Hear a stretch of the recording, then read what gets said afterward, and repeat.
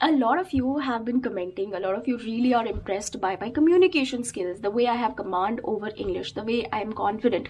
It was not always like this. I'll go back to the time, the first time I actually went on stage, and this was in 10th standard. I was the only girl in my school who's gone for national level tournament in karate back in those days. I was in a Catholic school, so our sister principal, she called me on the stage, and I was supposed to explain how my experience was. So they called my name, they asked me to come on the stage, and God, I froze. I did not speak much. I don't even remember what happened.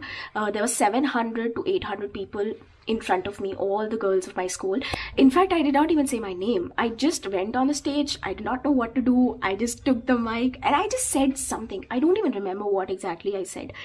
Then sister principal, she told me that beta, at least speak your name. Beta, apna naam to batao. So I had not even spoken my name. So then I was like, my name is Yogita Harjani, and I went for the nationals and whatever. And then sister had to take it over because I was so frozen. So she spoke on my behalf. It was so embarrassing. And then they clapped, and then I went. And I remember that day very clearly, even till now, because I was so embarrassed. Even though I had achieved something good, I felt the smallest in the world. Why? Because I messed up on stage. I did not know how to speak. After that, a couple of more times I tried to participate in a few debates. I was miserable. I mean, I just barely was able to talk. I barely was able to finish my speech in front of the people. There was a time that I was very nervous. I did not have any communication skills. I did not have any confidence, and I worked on it to build upon it, right? So now I'm going to be talking about the things that I have done to build on my confidence, to build on my communication skills over a period of time. So it takes time. It's not just an overnight thing, right?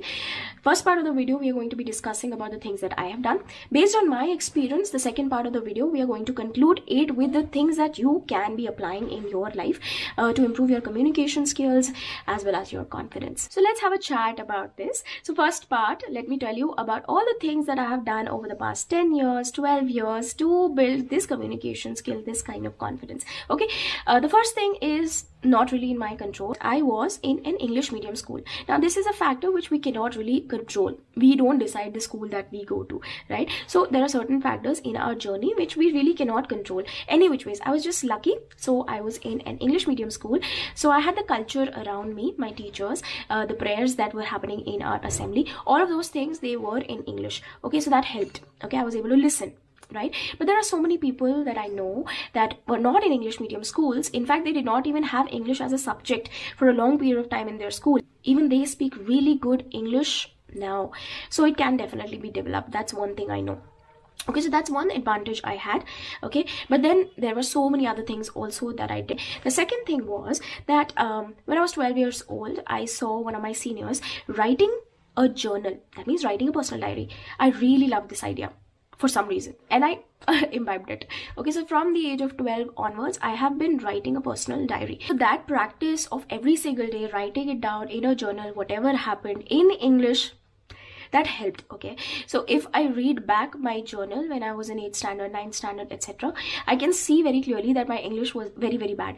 But later on, over the years, I have grown. My English has improved because I was daily writing. The next thing I did was that I used to also blog. So I used to have a blog online also. I took it down. So I used to write poetries also. I used to write blogs also. I used to submit these blogs in my school magazine, etc. Right? So those were a few practices that I regularly did.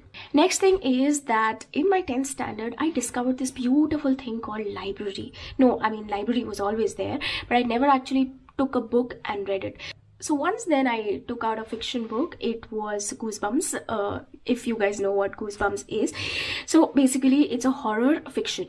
I took that book, I took it home for a week, I read it, and God, I fell in love with it, right? And then that just started my love for books. So then I read a lot of fiction books. Now I'm more into self-help and growth related books, but once in a while I also enjoy reading fiction. So basically I made reading a very important part of my life overall since my school days. The next important thing that happened for me in my 10th standard, I really wanted to score well. I wanted to score 90 plus. I did also score 90 plus in my boards. But in order to score that well, I just went to my teachers and I asked them, what can I do?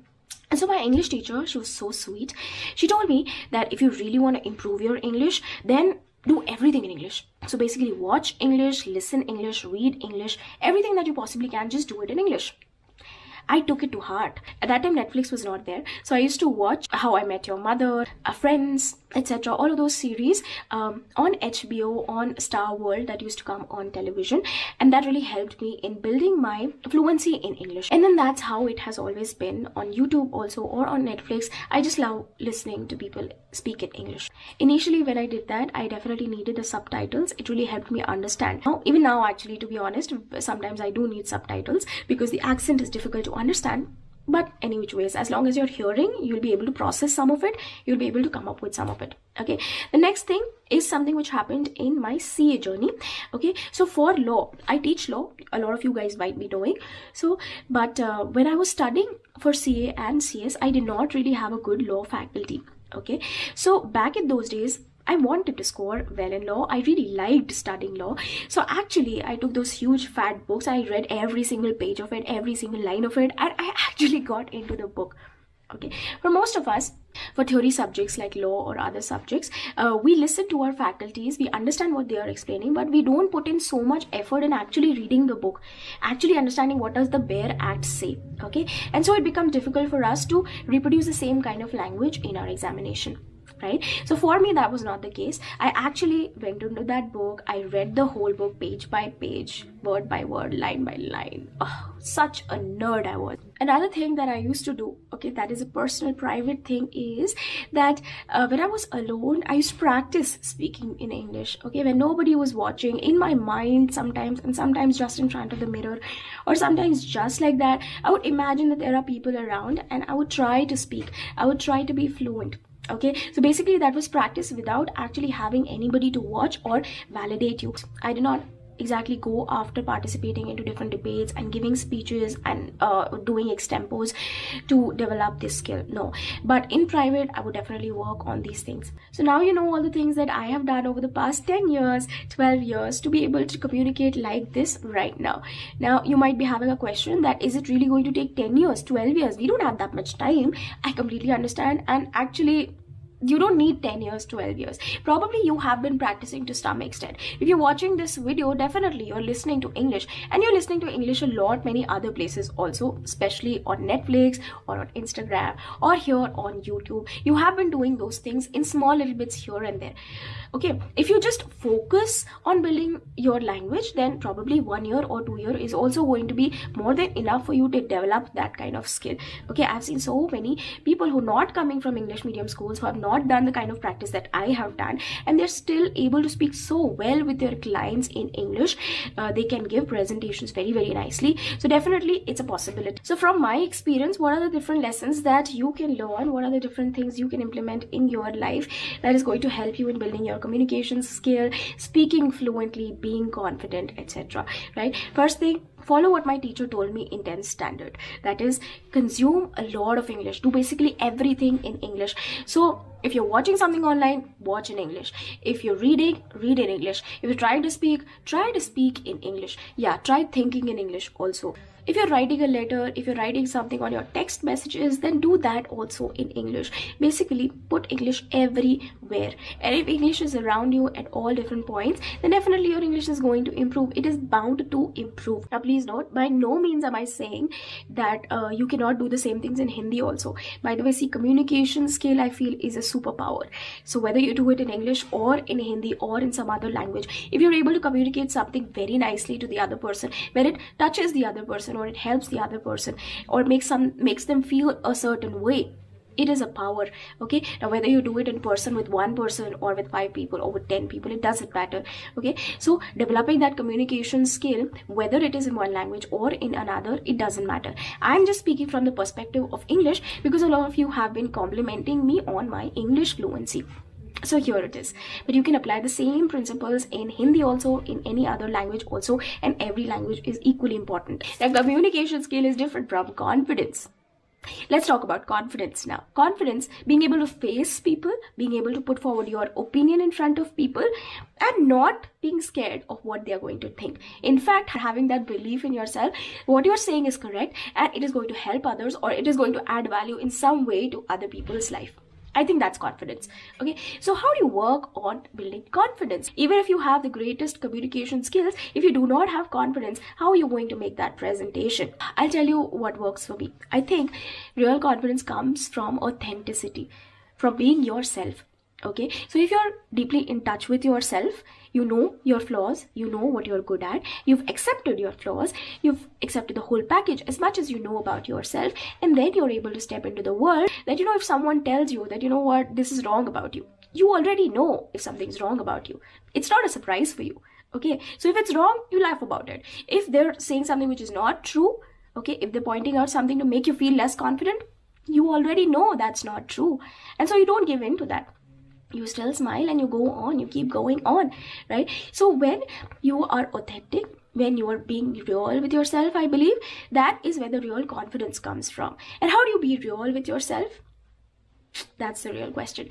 You be real with yourself when you face yourself. For most of the people these days, they are mostly just in denial. There are so many distractions. There is every time something new popping up. So why do you have to face yourself? You don't have to face yourself. You can just watch something on Instagram. You can just see something. You can just text your friend, etc. You can do those things and you can just ignore what you're feeling. But when you actually go deeper, when you feel what you're feeling, when you acknowledge yourself, when you give yourself attention, that is when you learn more about yourself. And when you learn more about yourself, that's when you become more authentic. And when you become more authentic, that is when real confidence comes. Okay, that's what has been working for me.